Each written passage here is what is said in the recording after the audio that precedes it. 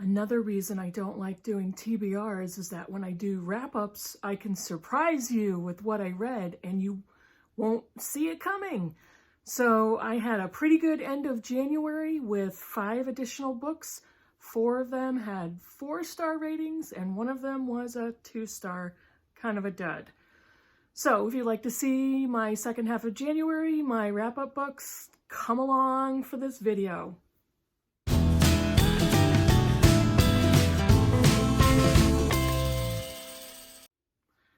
Hi BookTube, this is Kim and it's K Becker's Books. It's the second half of January wrap-up.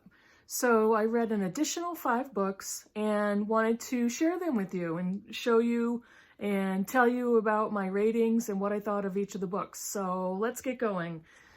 Again, I'm putting them in order of when I read them after the second half. So this is January 16th through the 31st. So the first one I'm not going to say too much about because we read this book for my Critical Chicks book group and I posted a vlog video, which I'll link below. And so I put some shorter clips of our opinions of the book there. And I'm not going to go too far into this. But the first book that I finished for the second half of January is Sarah Waters' Fingersmith. Sarah Waters is a British novelist. Fingersmith was published in 2002, and it was a Booker Prize nominee. It was hold on, I have notes.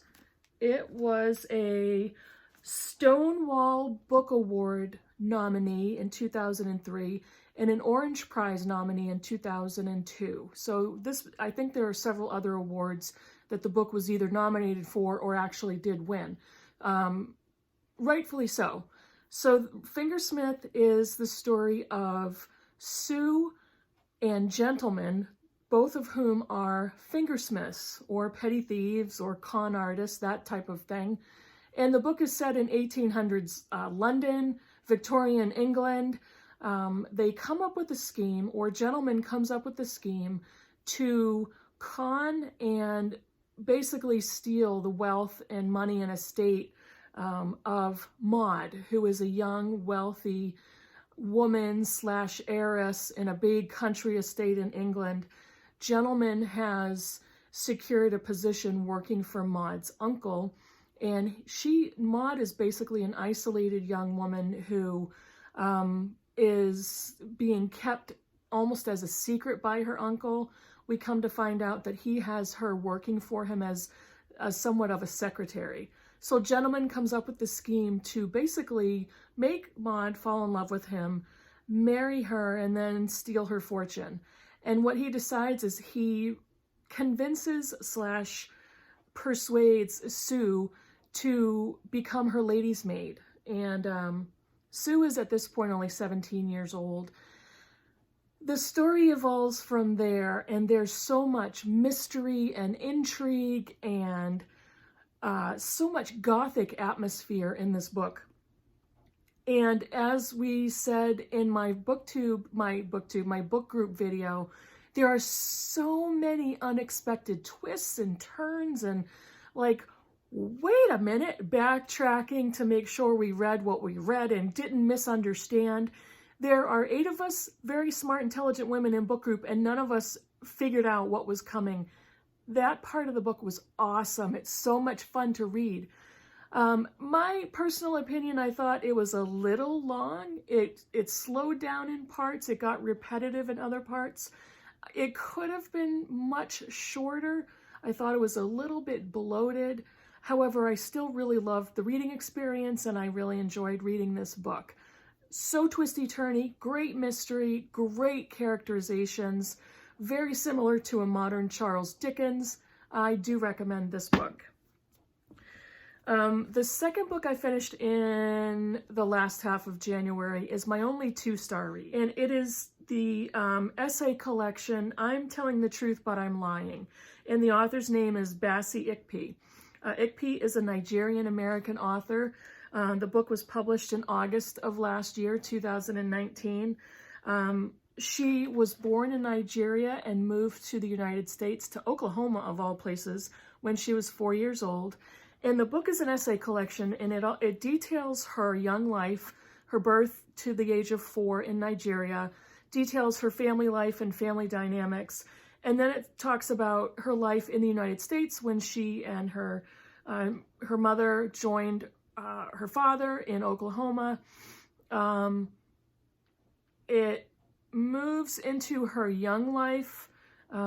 She, in her early 20s, becomes a member of the HBO Russell Simmons Poetry Def Jam? Yeah, Def Poetry Jam. I'm sorry. I figured that out based on my notes. So she ends up being a poet and an artist.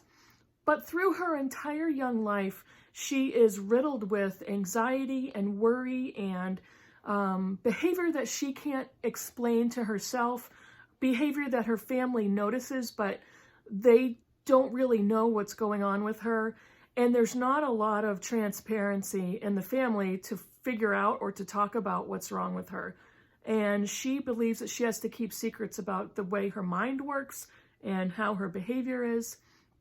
So like I said, it's an essay collection. The language is so is that even a word? Overwhelmingly descriptive and convoluted. I'm not sure if it's because she has a poetry and artistic background, but the language was just overwrought and fraught with angst and emotion when I didn't feel like it added anything to the tone of the book. Eventually, it's not really a spoiler. It's in a lot of descriptions I've seen of the book, and I don't know if it's on the back cover or whatever on the blurb, but eventually the author is diagnosed with bipolar II disorder, which gives her reasons why she acts the way she acts, why she feels the way she does, why she basically lives the way she lives. And it goes on to detail her struggles with diagnosis, with medication management, with coping skills, counseling, all of it. However, I picked up the book because the topic is fascinating to me. To offer a little transparency, almost 4 years ago, I was diagnosed with bipolar II disorder, which is well controlled. I received plenty of therapy and I'm on medication management, which goes really well. That said, the topic and the nature of the book was fascinating to me. The actual experience of reading the book itself is a hot mess. It's just not cohesive. It's ramblings of her and some of her worst moments. It is many manic moments and days where she doesn't sleep, she doesn't eat, she doesn't take care of herself. This goes throughout the book. It does get a little bit better after she's diagnosed and after she starts to understand herself, but quite honestly, it's a mess of a book. I wish it offered more to the topic of mental health advocacy and the topic of bipolar disorder in general. The next book I finished in January is Deborah Levy's Hot Milk. This was published in July of 2016, and Levy is a British author. This is the story of Sophia, who is a 25-year-old young woman, and her father is Greek and her mother is British, and her mother Rose has some sort of leg disorder, so she can't walk, she claims that she can't feel her legs, she often has pain that is uncontrollable, and her daughter Sophia is basically her caretaker. Sophia is an anthropologist by degree. She received a degree in anthropology, but she works as a barista in a coffee shop, and she also lives there during the week. She sleeps on a cot in a storage room above the coffee shop. She doesn't use her anthropological training or skills, and she follows her mother around to doctor's appointments, trying to help her figure out what's wrong with her legs. So they decide that there's a specialist in Spain, on the coast of Spain, called Dr. Gomez. So they spend an inordinate amount of money to get treatment from Dr. Gomez. When they travel to Spain, they stay at it basically sounds like a medical resort, and Dr. Gomez is trying to diagnose Sophia's mother, Rose, and it's some crazy hoops that they go through to try to figure out what's wrong with her, you start to realize that she sounds like a hypochondriac. But in that process, Sophia has given up her life to follow her mother around looking for new leg treatments. And it's not until they get to Spain and Sophia actually is forced by the so-called Dr. Gomez to leave her mother in his care that she gets to explore. And not just explore the coast of Spain, but to explore herself and to try to get to know herself better. I loved Deborah Levy's writing. I have to say, though, the last half of the book got a little jumbled, but I really enjoyed the story. I loved seeing the progression of Sophia and her self-awareness. I loved seeing the change in her relationship with her mother. And so there was a lot of slapdashery. There was some really hilarious moments. And it was very fulfilling towards the end of the book how things change. So I think I gave this one 4 stars or almost 4 stars. Really liked this one. The next book I read was On Earth We're Briefly Gorgeous by Ocean Vuong. And this has been all over BookTube. I don't have to give a lot of description, but I am going to describe how much I like the book. It was published in June of last year, 2019. Vuong is a Vietnamese-American author. This book is said to be a novel. It's said to be his debut novel. But I said, you know, he moved with his mother and his grandmother's father. That was the basis of the family dynamic in the novel. And it feels so autobiographical. It feels like a memoir when you read this book. Vuong is a poet, and you can tell by the language in the book, such beautiful language, beautiful style and formatting that he used to write this book. He flashes back between writing his mother, who is illiterate, writing her a letter and talking to her through an epistolary style. And then it flashes to his past and to his childhood. And it's in enough of a chronological order that you can follow the trail of what he's writing to his mother, what he's telling the reader about his mother's and his grandmother's backgrounds, and how he came up and grew kind of in a coming-of-age way. Again, as supposedly in a novel format, but it has to be autobiographical because it's so much like a memoir, and I simply could not stop imagining that this was the story of his life. This plays with language and plays with formatting. His language is beautiful. His writing is beautiful. There are a couple of cringy moments here and there, especially when he's talking about coming into his sexuality, and there's a lot of graphic depictions of him and his first relationship with another boy. Again, it's kind of those cringy descriptions, but you also come to understand the main character, who his mother and grandmother have little dog. And there's a much better explanation in the book as to why that is. But I thought this was a beautiful book.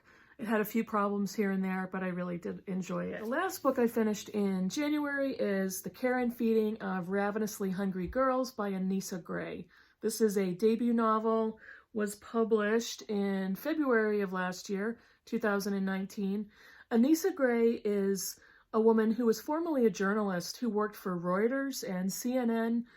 She had a 20-year journalistic career and decided to start writing fiction. So this is her debut novel. And this is the last book. I think I finished it yesterday. Today is February 1st. So this is the story of a family, Althea, Viola, Lillian, and their brother Joe, 4 siblings. Now, Althea has 2 daughters, Kim and Baby Vi.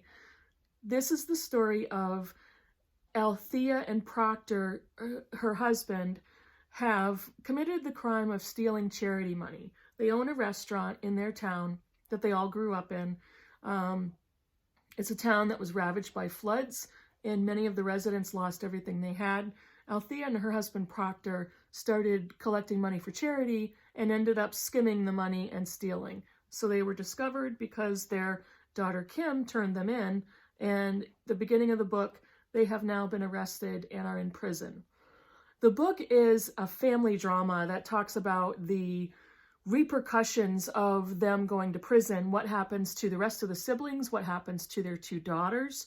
It talks about their past and how that interweaves into what each of the siblings did in their present and what their development was. There comes a point where you understand that the 2 daughters are just teenagers. I think they're 15, 16 years old. So they have to go somewhere because their parents are imprisoned. And it details how the family comes together, how parts of the family break apart. This was a very well-written family drama that discusses background trauma and secrets and what secrets does to a family. How secrets can break things apart, but also once they're acknowledged, how they can bond the family together. I really liked this book. I think I gave it 4.5 stars. I thought this was a beautiful debut novel. Highly recommend it. Very good. And look at how pretty the cover is. I'm going to cover my face. Look at how pretty that is. It's hard to see exactly how pretty the colors and the artwork are on the cover from just my video, but take my word for it, it's gorgeous. So that's it. That's what I read at the end of January. What I'm currently reading, I'm only going to give you the titles. I am reading, well, I'll show you one of them real quick. I'm reading Laura Hillenbrand's Seabiscuit, finally. This is one of the oldest books on my shelves. And, all right, really quick, I want to read the first paragraph in the preface. Seabiscuit has been around for a long time. Let's see, this was published in, oh gosh, 2001. But let me read quickly the first paragraph in the preface. In 1938, near the end of a decade of monumental turmoil, the year's #1 newsmaker was not Franklin Delano Roosevelt, Hitler, or Mussolini. It wasn't Pope Pius XI, nor was it Lou Gehrig, Howard Hughes, or Clark Gable. The subject of the most newspaper column inches in 1938 wasn't even a person. It was an undersized, crooked-legged racehorse named Seabiscuit. I love that opening paragraph, and from the preface, that grabbed me. And the other book I'm currently reading is Swan Song by Robert McCammon. He wrote Boy's Life, which I absolutely loved. We read that from my book group. Swan Song is a tome, 929 pages on my Kindle, and it's basically a post-apocalyptic novel. Some of the words in the description of the novel are irradiated country, mutated animals, starvation, madmen, wasteland warriors, and coming malevolent force. This book won the Bram Stoker Award. Sounds wicked good, and I'm reading it now. I'm like 2% done with it because of the 929 pages. So that's it. That's what I finished in January. I read 10 books, which was awesome for me, and hope the books I'm currently reading look good to you too. Subscribe below and comment. Thank you so much for watching and coming along on the video with me, and I'll talk to you soon. Bye.